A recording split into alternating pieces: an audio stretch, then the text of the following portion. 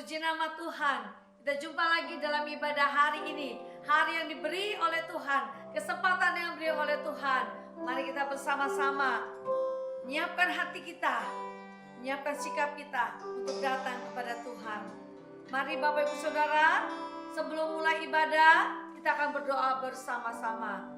Haleluya. Terima kasih Bapak di dalam surga. Kami mengucap syukur buat hari ini ada. Itu semua karena anugerah Tuhan yang Tuhan berikan bagi kami. Hidup ini yang sudah diberi kesempatan, biarlah kami mau isi untuk memuji, memuliakan Engkau. Karena kami berkata hari ini adalah harinya Tuhan. Kami mau bersukaria di dalam Engkau.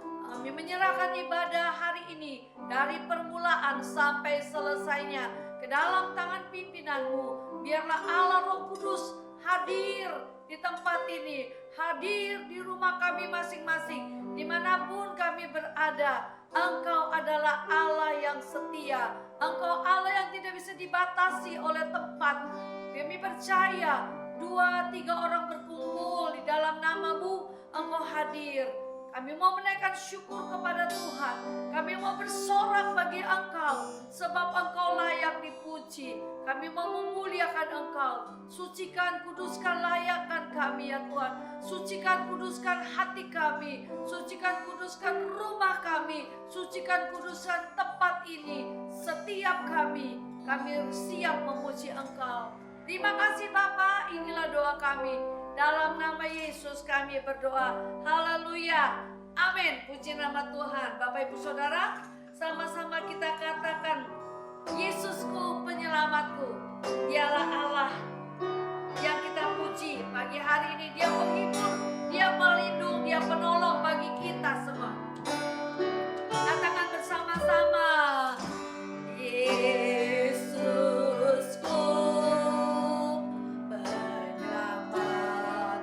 setia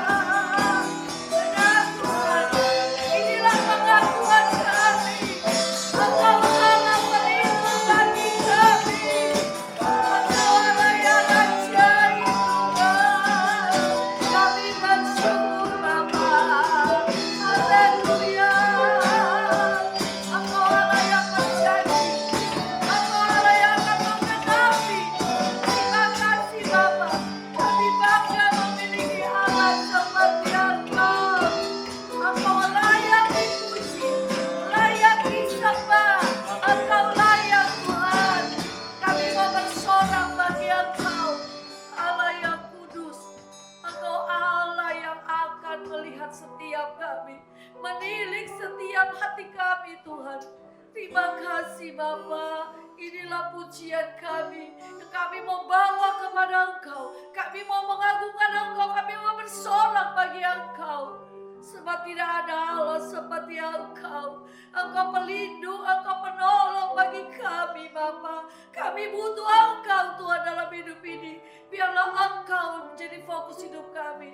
Kami mau bersorak bagi Engkau. Kami tahu Tuhan Engkau adalah sobat kami yang setia, yang tidak pernah meninggalkan kami. Hari-hari kami lalui adalah hari-hari yang penuh kekuatan karena Engkau yang ada di dalam kami. Terima kasih Bapa, dalam nama Yesus kami bersorak bagi Engkau. Haleluya. Amin. Jemaat Tuhan tetap berdiri. Mari kita mau bersorak bagi Dia. Bersama-sama.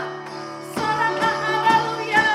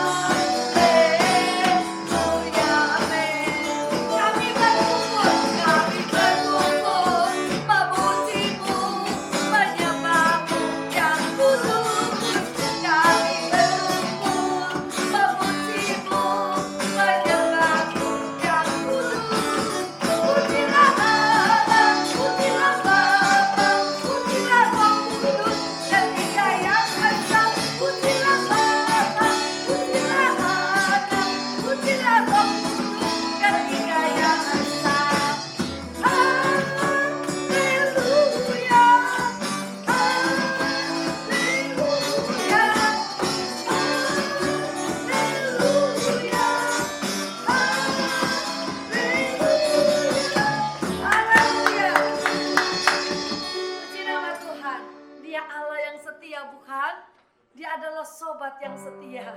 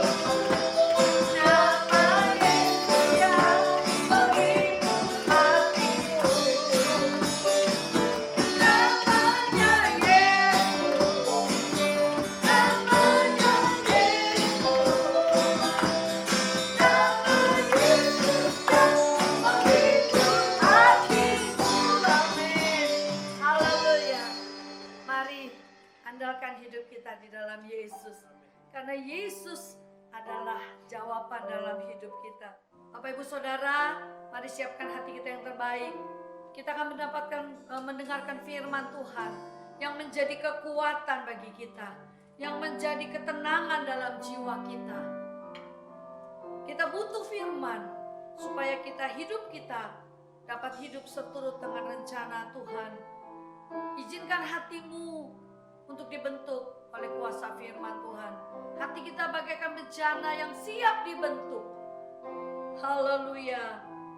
Katakan bersama-sama, kekuatan di jiwaku. Amin.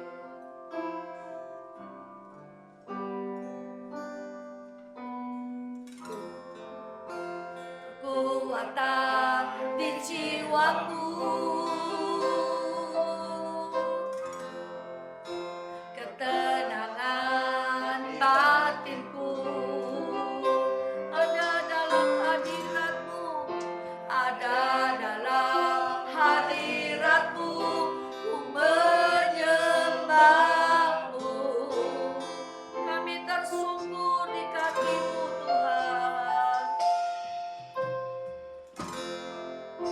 tersungkur di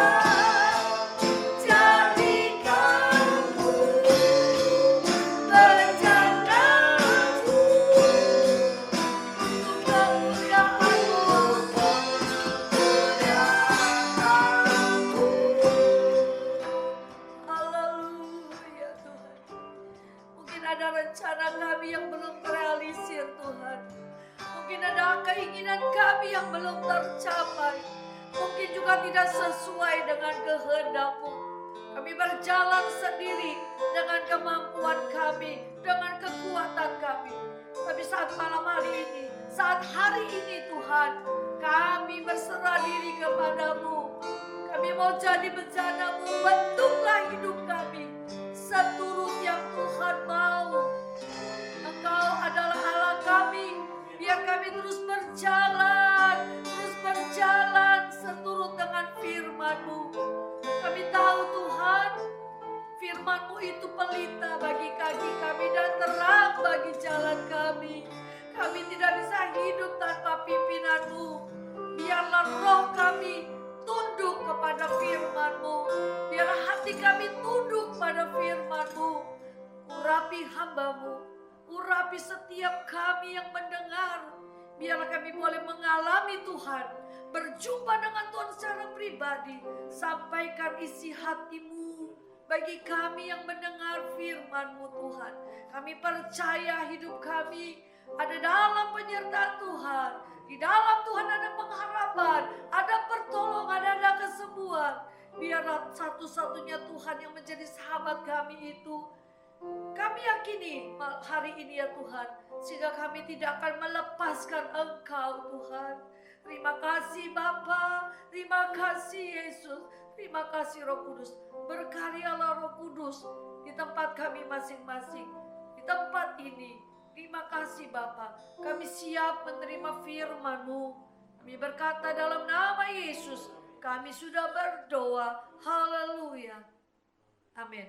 Selamat mendengarkan firman Tuhan.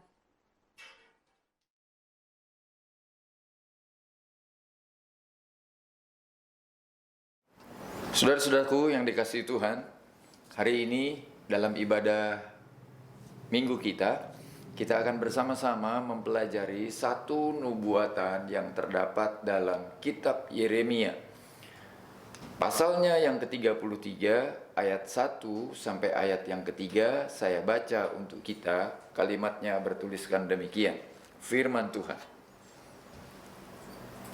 Datanglah firman Tuhan untuk kedua kalinya kepada Yeremia ketika ia masih terkurung di pelataran penjagaan itu. Bunyinya, beginilah firman Tuhan yang telah menjadikan bumi dengan membentuknya dan menegakkannya. Tuhan ialah namanya. Berserulah kepadaku, maka aku akan menjawab engkau dan akan memberitahukan kepadamu hal-hal yang besar dan yang tidak terpahami, yakni hal-hal yang tidak kau ketahui. Saudara-saudara, ada hal yang menarik dari apa yang dinubuatkan oleh Yeremia. Sebenarnya, saudaraku, Yeremia adalah salah seorang nabi yang tidak banyak di Israel yang mengalami masa-masa sulit ini. Dia bukan saja menubuatkan tentang bagaimana orang Israel nanti akan mengalami masalahnya, tetapi juga karena berbagai nubuatannya itu, dia harus membayar harga, dipenjara, ditahan, dan sebagainya.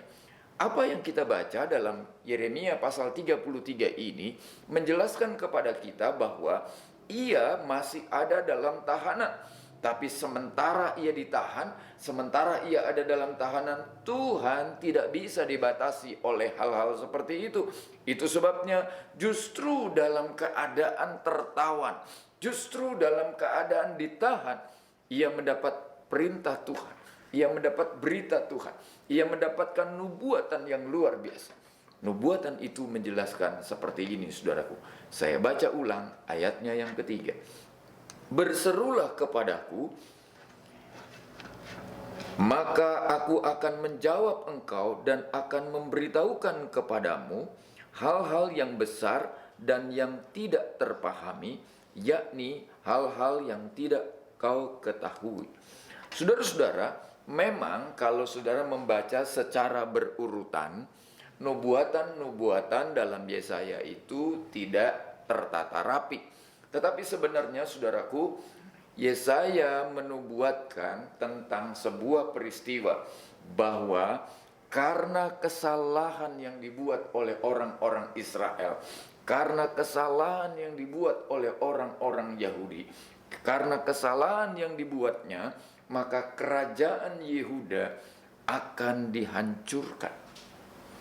Dan kerajaan yang menghancurkan itu, saudara-saudaraku, akan membawa kerusakan yang sangat besar bagi kerajaan Yehuda. Dalam ayat yang ke-10 dari Yeremia pasal 33 ini, saya membaca kalimatnya bertuliskan demikian. Beginilah firman Tuhan.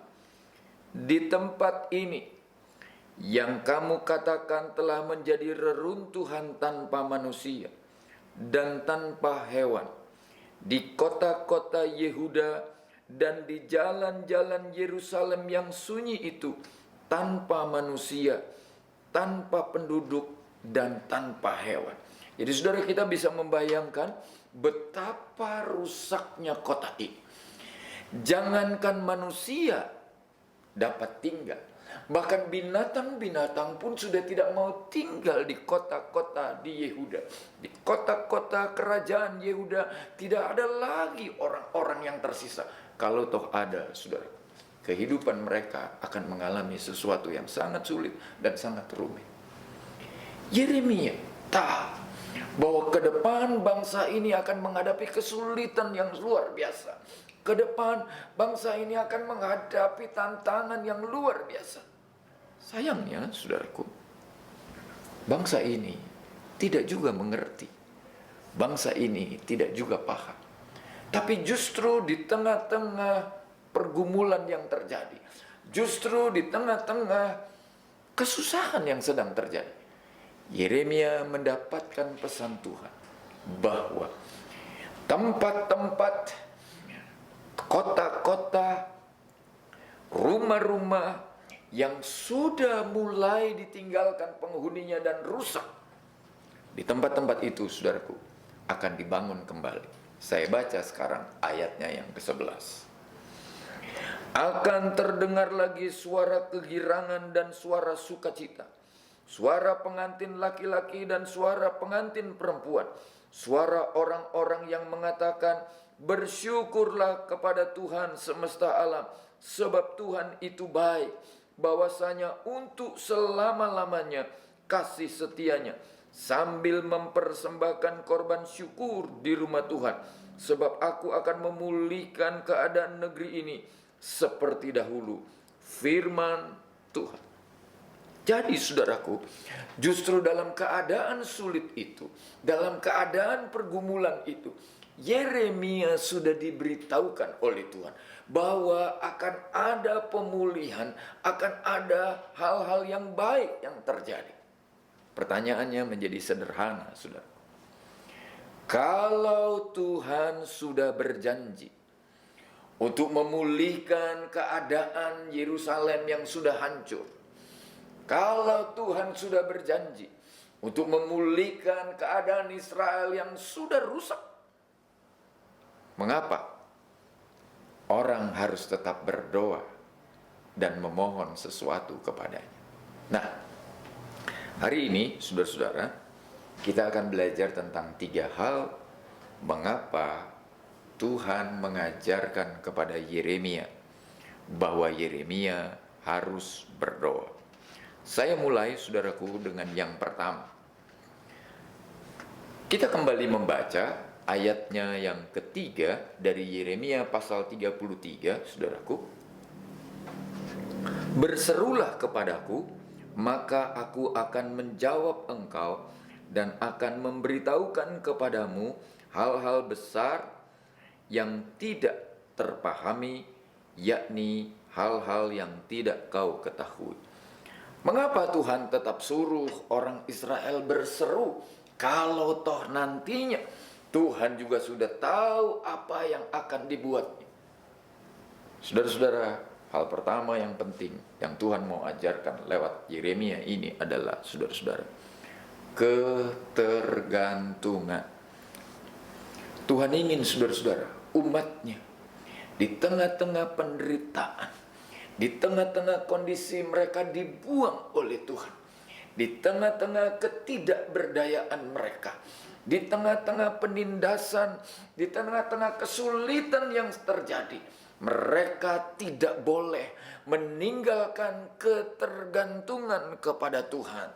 Mereka tidak boleh mengandalkan lagi hal-hal yang sifatnya manusiawi. Tuhan ingin umatnya benar-benar bergantung dan mengandalkan Tuhan. Hari-hari ini, saudara-saudara, ketika segala sesuatunya tidak sama seperti dulu, ketika kita menyebutnya dengan new normal, saudara-saudara, maka saudara-saudara sudah bisa merasakan betapa sulitnya, betapa rumitnya, dan betapa menderitanya kita. Tapi saya ingin mengajak saudara untuk mengerti, jangan tinggalkan kebergantunganmu kepada Tuhan. Sama seperti seperti Yeremia sedang dipenjara, Tuhan memberikan pengharapan kepadanya, Tuhan memberikan penghiburan kepadanya. Berserulah kepadaku, maka aku akan menjawab engkau. Berserulah kepadaku, maka aku akan menjawab engkau. Inilah saatnya saudara-saudara kita lebih banyak bergantung dan berharap kepada Tuhan. Inilah saatnya kita untuk bergantung sepenuhnya. Dengar baik-baik saudaraku, Tuhan bukan saja mendengar seru doa kita. Tuhan bukan saja minta kita berseru kepadanya, tetapi Tuhan juga akan menjawab seruan doa kita. Itu hal pertama, saudara. Bergantung kepada Tuhan. Sekarang saya mengajak saudara-saudara untuk belajar pada bagian yang kedua. Apa itu, saudaraku? Bagian yang kedua, saudara-saudara, itu adalah ketaatan kita kepada Allah, saudara. Justru di tengah-tengah penderitaan, justru di tengah-tengah pergumulan, justru di tengah-tengah kesulitan seperti yang dialami oleh Yeremia, Tuhan mengatakan kepadanya, berserulah kepadaku, maka aku akan menjawab engkau. Seolah-olah Tuhan sedang mengatakan seperti ini. Apakah di tengah-tengah pengharapan yang tidak ada? Apakah di tengah-tengah situasi yang tidak mengizinkan? Apakah di tengah segala keterbatasan? Apakah di tengah penderitaan kita masih mau tetap taat kepada Tuhan atau tidak? Yeremia memilih untuk taat, saudara. Itu sebabnya Tuhan mengajar kepada Yeremia untuk lebih banyak memahami hal-hal yang besar dan luar biasa. Saudara lihat apa yang ditulis oleh Yeremia. Ayat itu berkata, maka aku akan menjawab engkau dan memberitahukan kepadamu hal-hal besar yang tidak terpahami, yakni hal-hal yang tidak kau ketahui. Saudaraku, kita tidak tahu sampai kapan penderitaan ini akan berjalan. Kita tidak pernah tahu pasti sampai kapan kondisi-kondisi sulit ini akan berakhir. Tapi tahulah, saudara, bahwa kalau kita datang kepada Tuhan, kita datang dengan ketaatan. Saudara-saudara, Tuhan akan memberi banyak hal baru untuk kita mengerti. Nah, perihal ketaatan ini, saudara-saudara, saya mau menggarisbawahi. Karena ketaatan itu ada dua, saudara-saudara. Ketaatan karena kewajiban. Berapa banyak, saudara-saudara, orang melakukan hukum Tuhan, mengikuti petunjuk Tuhan, mengikuti firman Tuhan hanya karena sebuah kewajiban. Kalau Tuhan suruh, saya lakukan. Tuhan tidak suruh, saya tidak lakukan. Sebegitu orang biasa melakukannya. Dan itu yang saya sebut sebagai ketaatan sebagai sebuah kewajiban. Nah, saudaraku, Tuhan tidak mau hal yang seperti ini. Tapi ada jenis ketaatan yang kedua, saudara-saudara. Itu ketaatan karena mengasihi. Saudara-saudara, kalau Tuhan sudah berfirman, Kalau Tuhan sudah memberitahukan kepada kita, kita sama-sama percaya bahwa Tuhan pasti akan menggenapinya. Tapi persoalannya bukan itu, saudara. Persoalannya adalah kalau kita tahu apakah kita hanya akan taat karena kewajiban atau kita taat karena kita mengasihi. Saudaraku, kalau kita ketaatan karena mengasihi, maka kita tidak perlu didorong-dorong, kita tidak perlu dipaksa-paksa, kita tidak perlu diiming-imingi, bahkan kita tidak perlu diberi hukuman sekalipun. Kenapa? Karena kita mentaati firman dengan mengasihi.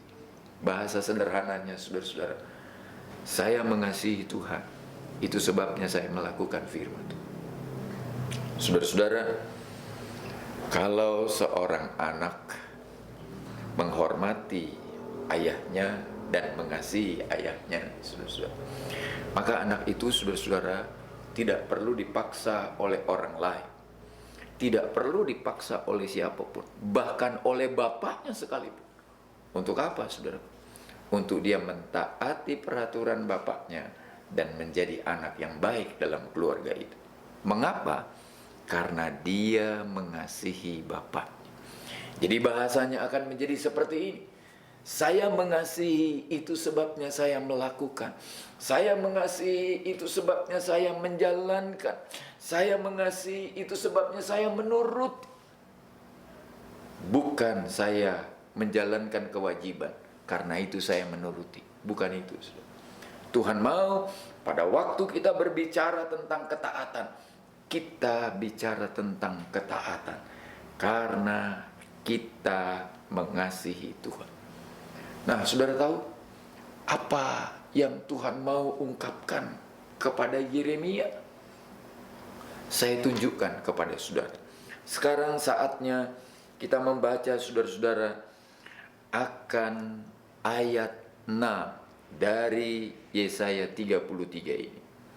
Sesungguhnya Aku akan mendatangkan kepada mereka kesehatan dan kesembuhan.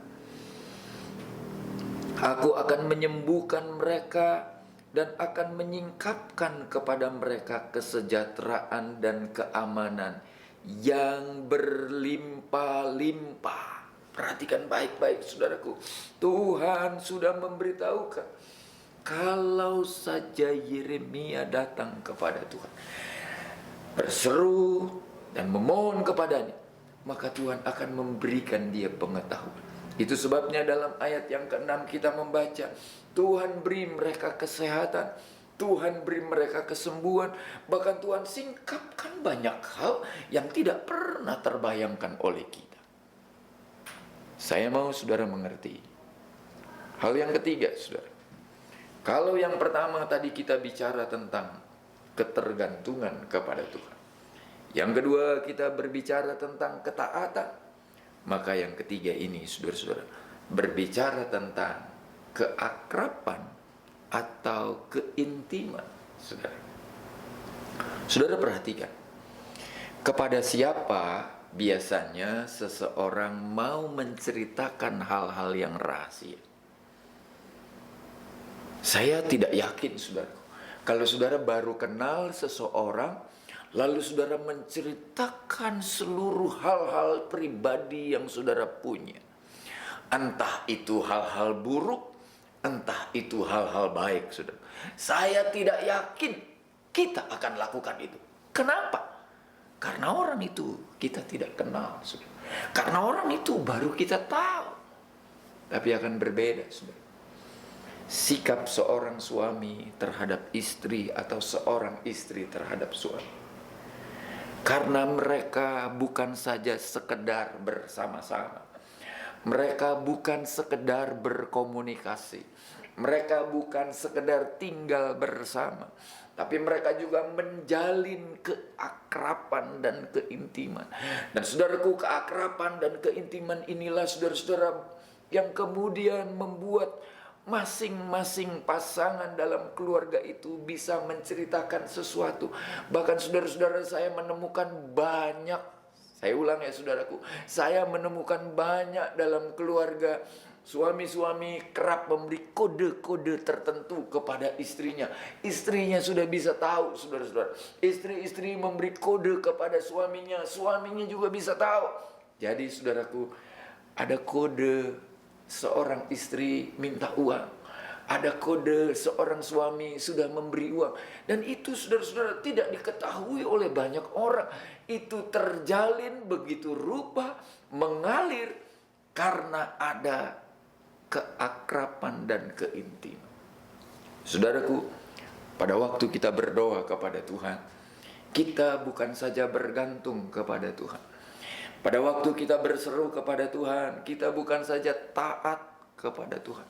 Tapi pada waktu kita berdoa, kita justru sedang menjalin keakraban.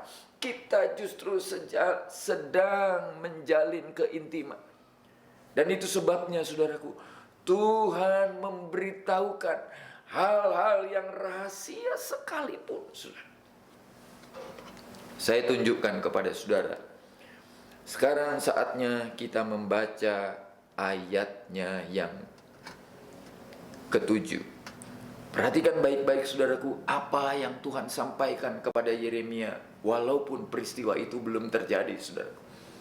Aku akan memulihkan keadaan Yehuda dan Israel dan akan membangun mereka seperti dahulu. Perhatikan saudara, Tuhan bukan sekedar memulihkan bangsa yang sudah hancur berantakan itu.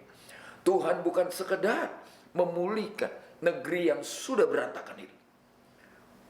Tuhan akan memulihkan dan membangun kembali.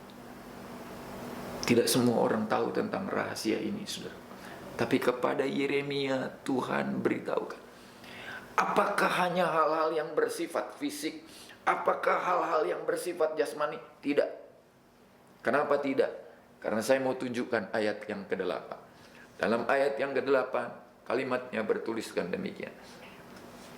Aku akan mentahirkan mereka dari segala kesalahan mereka yang mereka lakukan dengan berdosa terhadap aku. Dan aku akan mengampuni segala kesalahan yang mereka lakukan dengan berdosa dan dengan memberontak terhadap aku. Saudaraku, Yeremia menggambarkan bahwa Tuhan akan mengampuni mereka. Karena keberdosaan itu, saudara-saudara, yang pertama Tuhan mentahirkan. Ayat yang ke-8 berkata, aku akan mentahirkan mereka dari segala kesalahan mereka. Tahukah saudara apa artinya mentahirkan? Mentahirkan itu artinya, saudara-saudara, bukan cuma dibersihkan, bukan cuma diterima kembali, tetapi orang ini sudah disucikan dan dikuduskan. Itu yang akan Tuhan buat, saudara-saudara.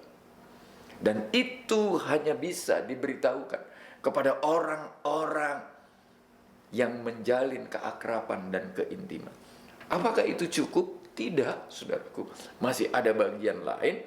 Ayat itu berkata, aku akan mengampuni segala kesalahan mereka yang mereka lakukan dengan berdosa. Saudara-saudara, bukan cuma ditahirkan, tetapi Tuhan akan mengampuni.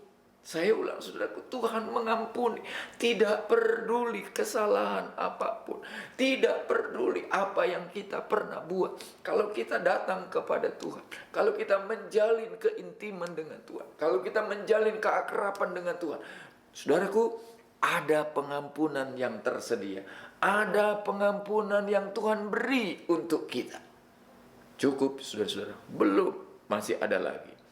Ayatnya yang ke-8. Dan dengan memberontak terhadap aku. Dengan bahasa sederhana, segala sungut-sungut kita, segala pemberontakan kita, segala ketidaktaatan kita, saudaraku, Tuhan akan mengampuni. Kenapa? Karena kita memiliki keakraban dengan Tuhan.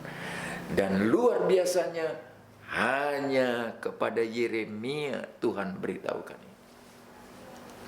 Dengan bahasa sederhana, saya ingin berkata seperti ini, saudara. Sebenarnya Tuhan sedang mengungkapkan sesuatu yang rahasia. Kalau saja saudara mengerti, kalau saja saudara paham, justru di tengah-tengah ketidaktaatan kita, justru di tengah-tengah pergumulan kita, justru di tengah-tengah penderitaan kita, kalau kita datang kepada Tuhan, kalau kita menghampiri Tuhan, kalau kita berseru kepada Tuhan, saudaraku, ada 3 hal yang Tuhan mau kalau kita berdoa. Pertama, mari miliki ketergantungan dengan Tuhan. Kedua, mari jalin ketaatan yang baik, saudaraku. Dan yang ketiga, milikilah keintiman dengan Tuhan. Dan biarlah kita merasakan hal-hal baik yang Tuhan kerjakan atas kita. Saatnya kita mengatur waktu untuk kita berdoa kepada Tuhan. Tuhan memberkati. Mari kita tundukkan kepala dan kita akan sama-sama berdoa. Bapa yang di dalam sorga, terima kasih Tuhan buat hari ini, karena Engkau mengajar kami justru di saat-saat kami sedang dalam kesulitan, justru di saat-saat kami sedang dalam pergumulan, justru di saat-saat kami sedang menghadapi berbagai hal yang kurang menguntungkan, ya Tuhan. Firman-Mu mengajar kami untuk kami datang dan berseru kepadamu. Maka Engkau bukan saja menjawab, tetapi Engkau juga akan menjelaskan banyak hal bagi kami. Tolong kami Tuhan, untuk kami memiliki ketergantungan penuh dengan Engkau, sehingga kami akan menjadi umat-Mu yang taat kepadamu. Dan bukan sekedar umat yang bergantung dan taat, tetapi kami juga memiliki keakraban yang luar biasa. Ada keintiman yang bagus antara kami dengan Engkau Tuhan, sehingga kami dapat mengerti seluruh sinyal yang Engkau kirim, tanda-tanda yang Engkau tunjukkan, peristiwa-peristiwa yang Engkau ajarkan kepada kami, untuk kami terus berharap dan bersandar kepada-Mu. Berkati siapapun yang menikmati pelayanan ini. Di dalam nama Yesus kami berdoa dan bersyukur. Amin.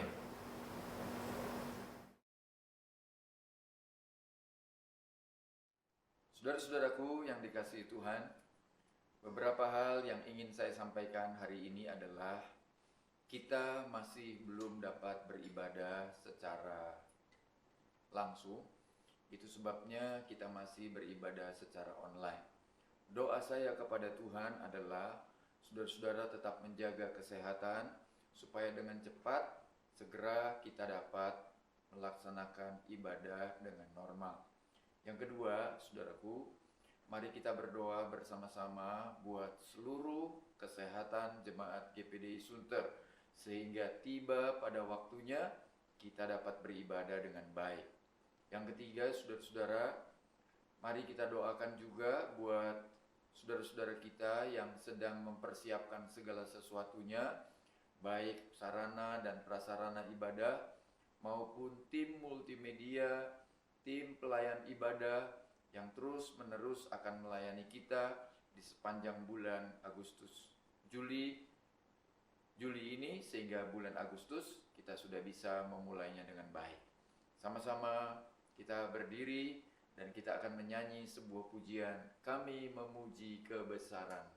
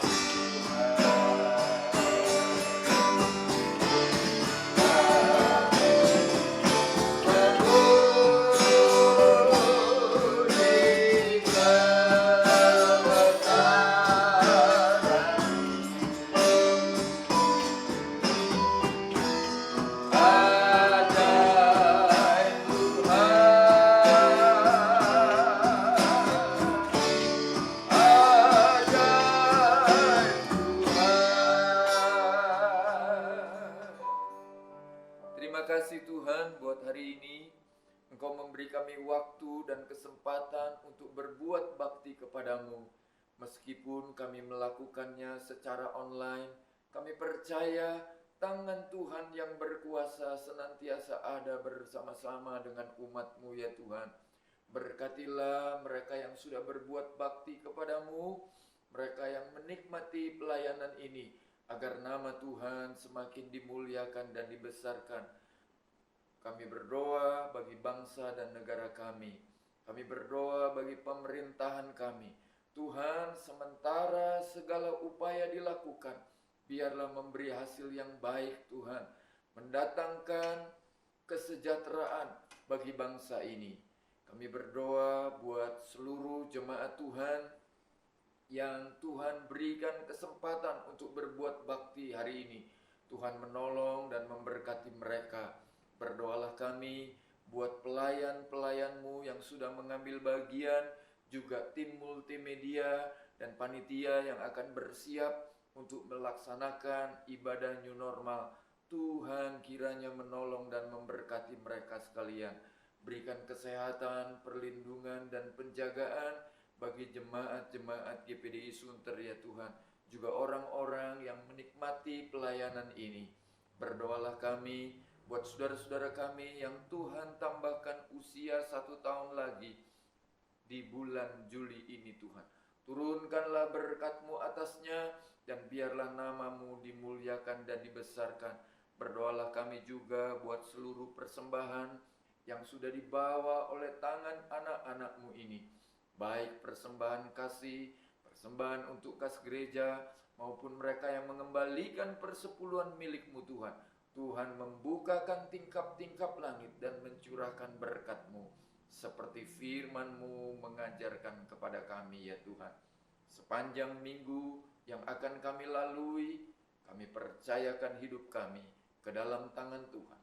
Dimanapun Tuhan tempatkan kami, di rumah kami masing-masing, di pelayanan kami, di pekerjaan kami, di toko-toko, di kantor-kantor, bahkan di pasar-pasar Tuhan, di tempat-tempat Tuhan percayakan kami. Kami tahu Engkau ada bersama-sama dengan kami. Terima kasih ya Tuhan. Dan sekarang saudara-saudaraku yang dikasihi oleh Tuhan, terimalah berkat Tuhan ini atas hidup kita. Tuhan kiranya memberkati engkau dan menjagai engkau. Tuhan menyinarkan wajahnya kepadamu dan memberikan engkau kasih karunia. Tuhan menghadapkan wajahnya kepadamu dan memberikan engkau damai sejahteranya. Di dalam nama Allah, Bapa, Putra, dan Roh Kudus, yaitu Tuhan Yesus Kristus, kami terima berkat-Mu dan kami selesaikan ibadah kami hari ini. Terima kasih ya Tuhan.